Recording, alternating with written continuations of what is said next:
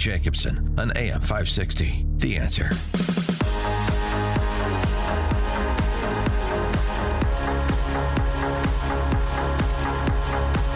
Top of the morning, Dan and Amy. We finally found someone that the new Marxists want to deport.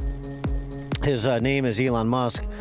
Congresswoman Nadia Velasquez at a rally for big government said this. My question to Elon Musk, and what the hell are you doing here in America? Go back to South Africa. Go back to South Africa. Please go back. And Joy Behar feels the same way. Elon Musk kisses his butt and strokes his tiny ego or big ego, whatever it is. And he doesn't get to he can take a nap while the guy was not born in this country, who was born under apartheid in South Africa, so has that mentality going on. He was pro-apartheid, as I understand it. He's a naturalized citizen. Right? Now.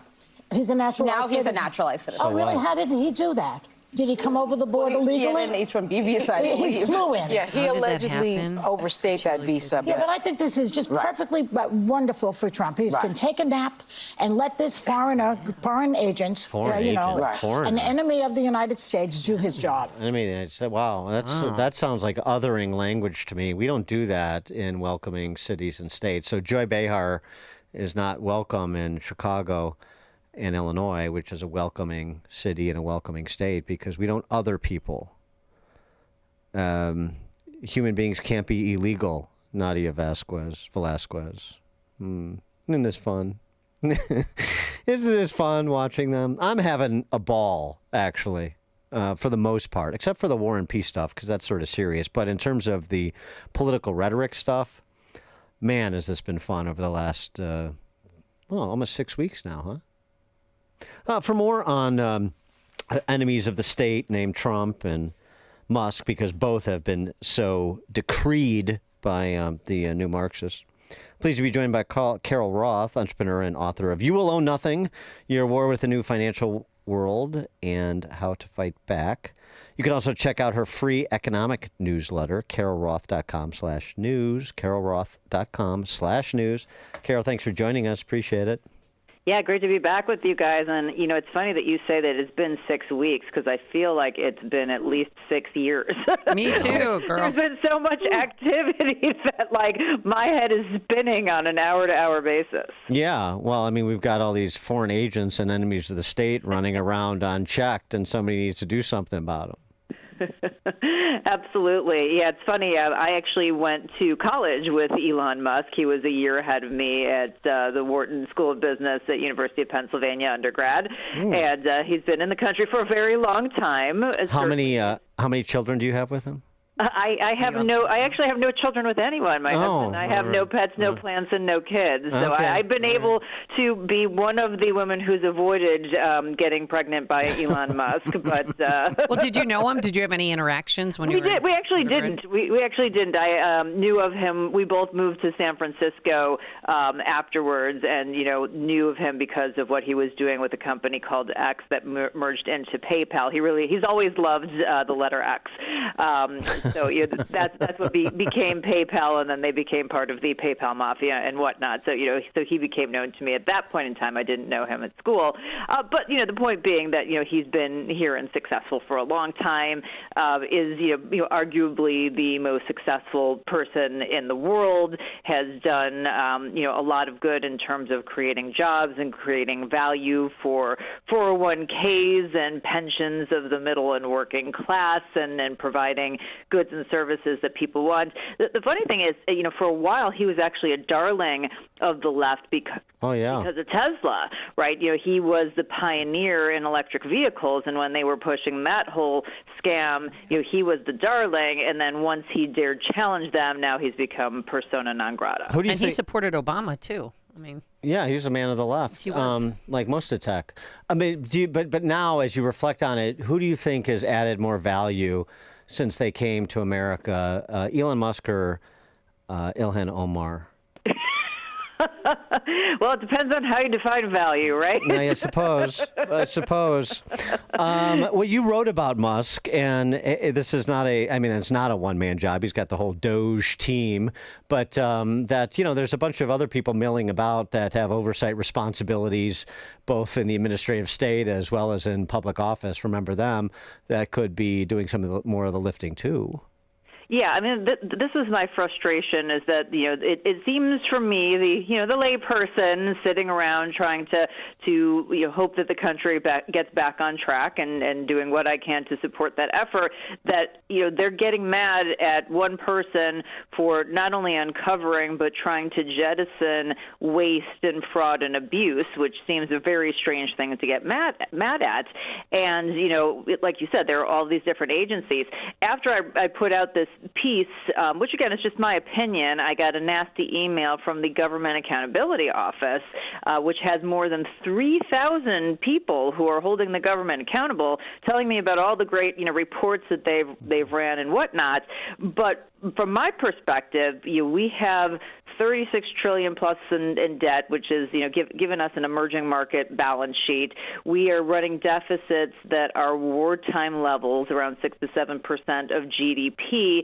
The government has done nothing but balloon, and so if you are patting your back for that, you're patting yourself on the back for that outcome. It just shows the problem with the bureaucracy. And so what Elon Musk has done is not only identify these issues, but is working with the powers that be, Trump and anyone else he can, to say, how do we take this information and act on it and make sure that this waste, fraud, and abuse goes away. And that should be something that everybody champions, but certainly, if it's coming from the wrong side, then it's wrong, which is just silly. And B, there are a lot of people in Washington who've benefited from this, and so they want to make sure that they protect their little piece of the pie there. Yeah, changing the culture takes time, but they're starting. That's the good news. I wanted to get some details on this, too, for our listeners. The Wall Street Journal has opined on this before, but it sort of flies below the radar with everything going on, particularly right now. But you took notice of the Treasury Department announcing suspension of enforcement of the Corporate Transparency Act. Why is that important? Well, I've done more than take notice of it. I've been fighting against it, including testifying in front of Congress last year. So this has been a big pet project of mine as somebody who is an advocate for America's almost 35 million small businesses. This was an insane rule that basically treated small businesses as well as some other entities that got caught up in it, like housing association boards, as financial criminals. It was saying you have to register proactively, even if you did nothing wrong, with the Financial Crimes Division of Treasury. If you didn't register, if there was something wrong, or if you failed to update it, any time a piece of information changed, you could be subject to jail time, to fines of almost $600 a day and more. And big businesses are exempt. Financial companies were exempt, and so the idea that they were going to somehow prevent money laundering and cartels by having a bunch of mom and pops register with financial crimes was just absolutely ridiculous, and the fines were egregious. So there have been many folks. There have been a lot of lawsuits. There are many folks who have been leading this charge for quite some time.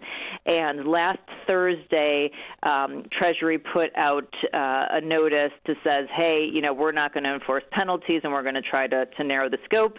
And by Sunday night, they did. They said, wow, if you are a U.S.-based company, if you are a U.S. citizen, you are no longer subject to this, which is great. Originally, the changed filing deadline, because it's changed many times, was 3/21, and so we were getting down to the wire. We only had a few weeks left, and so we were very happy that Treasury came through, which was an easy win. It's an easy win for deregulation, for small business, which is something that Scott Bessent and Trump have been talking about, and so this is great. However, the challenge, as you know, is that if we don't get it codified by Congress, or if it doesn't make its way through the courts and get blown up there, is that another administration in the future could come back and change the scope again. Mm-hmm. So we really do need to get it codified, but thrilled that, Scott Besson, who's been talking about the need for Main Street to thrive, really came through and did what he said he was going to do. Very good. Congratulations. Very good. It's something I just want to get, you've got an economics newsletter. I wanted you to weigh in on the tariffs as expected being imposed on Canada, Mexico, China. And now they're fighting back with tariffs of their own. Right. So we know how this plays out, I mean, at least in the short term. Now, the flip side, I'm sure the Trump administration will be waving this around, is the news that Honda is moving its Civic hybrid plant to the state of Indiana rather than Mexico, because they rather sell into the market from within the market when tariffs are being imposed on Mexico. So netted out for us, in your opinion, the idea of reciprocal tariffs. The goal, as Steve Moore always tells us, is to get everybody to lower their tariffs, to open more markets and expand the presence of free trade. But in the short term, it looks pretty protectionist. What say you, Carol Roth? Yeah, I mean, this level of tariffs at this point in time, my opinion, which is sort of echoed by many, many other people who, do economic research and opine, is kind of a head scratcher. We can't really explain this. The first time it came out was very art of the deal, and we're going to get them to do this, and that's fine. And then, that kind of went by the wayside, at least for Canada and Mexico, not for China. Now, particularly given the fact that, as Scott Besson has said in recent days, that, which we all, by the way, knew and have been talking about for a while, that we have this very fragile economic foundation, and we have these issues that are everywhere, and we really need to get that back on track in terms of our deficits, in terms of our growth, in terms of our debt, so that we don't create an issue. Throwing, something that is very bull in a china shop at something that required careful choreography, I would have preferred to see Fred Astaire and Ginger Rogers and bull in a china shop. So I'm not exactly sure what the path here. The only things that they have done in terms of some of the tripwires is they've slightly lowered the dollar against sort of a basket of international currencies. They've definitely lowered the yield on the 10-year away from very scary territory. So maybe that was that. They were trying to get themselves some breathing room to do some other things. But this seems to be a very odd way to go about it. So just like everyone else, I would be curious. Well, how's it going to where this is going? Yeah, how's it going to affect working families in Illinois when you go to the grocery store there, or try and buy a car? Yeah, it's a really good question because, we've seen in recent days the projections for Q1 GDP go from almost 4% positive growth to 3% negative, within the last 4 weeks. And so to the extent that we're looking at, really uncovering that fragile economy, potentially doing things that could, push up prices in the short term, I don't know that people are going to say, hey, well, we need to do this for the long-term good of the country, or if this is the right tactic, because there are a whole slew of them that are going to have a little bit of pain associated with it. It seems like this is something that they're walking into, but maybe they want to get this chaos out of the way early so that, when they come in with more sane plans later, it's like, well, at least it's not the 25% tariffs.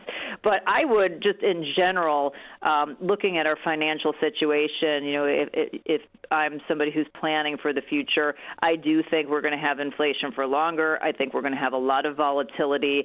And I think that, things aren't going to go in a straight, perfect path the way that you would like them. So I encourage people to have patience. I encourage people to have an emergency fund if you have the ability to diversify your portfolio and hedge it with hard assets. I think that's a great thing to do. I personally have been adding to my stock of physical gold. So I think this is going to be a historic 4 years, and maybe this year in and of itself economically, with some strange things that happen, and this is just the beginning, so buckle up. All right. Well, I mean, this dovetails nicely to this other thing you took notice of that's making the rounds again ever since this woman went to TikTok a couple of years ago and told her story about refusing a Cheesecake Factory date. It spawned this whole list building of places women refuse to go on a first date, and also spawned my segment, Why Damn Prof to Single. So Cheesecake Factory is number one because that started it all. But I mean, some of these other things. I don't have a problem with number 5, Olive Garden. I think that's a lovely place to go on a first date. I love Cheesecake Factory. I love Olive Garden. But here's the problem with some of the young women these days is that they've been told. You don't have to tell me, sister. I mean, right? I mean, they've been told that they are princesses and that they deserve, and that just for walking around the face of the earth, that things should be showered upon them.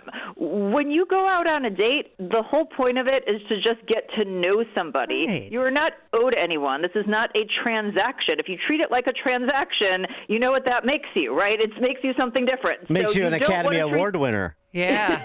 Right. So I just think that, women need a little dose of reality here and say, the Cheesecake Factory is great. It's got a lot of options. If you can't find something to eat at the Cheesecake Factory, there's probably something wrong with you. Also, that's a red flag for the guy, not for you. Well, also here, I mean, like coffee dates. What's wrong with that? Denny's, the gym. I think that's a good. Well, maybe. But I mean, just like coffee dates. Bowling. Bowling's a great date. There's another one too. It's like a bar for drinks. I mean, these are like standard issue, like minimal investment. Let's see if there's any simpatico here, and let's pull the ripcord if there's not. Yeah, it should just be easy. It should be any place. Charlie Trotters. I mean, what the hell? Right, exactly. It's like, oh, you're so wonderful and so important. We should take you to, a Michelin star restaurant when I don't even know you. I mean, that's absolutely ludicrous. And by the way, as a woman, I would personally feel uncomfortable if somebody was trying to, that hard to impress and show flash up front. First of all, it sets a really bad expectation because they've got nowhere to go but down from there. But it's also a red flag of what is the expectation. So remember, when you go on a date, and you should go on dates because that's the other problem. People aren't going on them. But you should go on a date, and you should get to know someone, and you should decide, hey, is this person I want to spend more time with? And then if you spend more time with them and you like them, then relationship becomes an outcome. The relationship is not a goal. It's an outcome when you get to know somebody and you want to spend more time with them. And I don't know why we need to tell people this, but it just goes to show the fact that, simple socialization in our society has gone, completely awry. And we cannot have a good, high-trust society if we don't fix these basic things. All right. Carol Roth is an entrepreneur. She's the author of You Will Own Nothing, Your War with a New Financial World Order and How to Fight Back. Also, she's got a free economic newsletter that may or may not include dating advice like she's just provided. CarolRoth.com/news, CarolRoth.com/news for her free economic newsletter. Carol, thanks as always. Appreciate it. 28 years with the husband. Listen to my advice. Talk to you guys later. There you go. And I love it. She's like, no kids, no pets, and no plants. And she joined us on our turnkey.pro answer line. The stories you need to know to start your day. This is Chicago's Morning Answer on AM 560. The Answer. Honey, we're not moving, but we gotta do something about this kitchen. Funny you mention it. I just stopped by Forever Remodeling's new showroom in Niles. I saw over a dozen kitchen and bathroom layouts they designed. They even offered to stop by the house and give us a free in-home design consultation. What'd you tell them? That we're free today? Visit foreverremodeling.com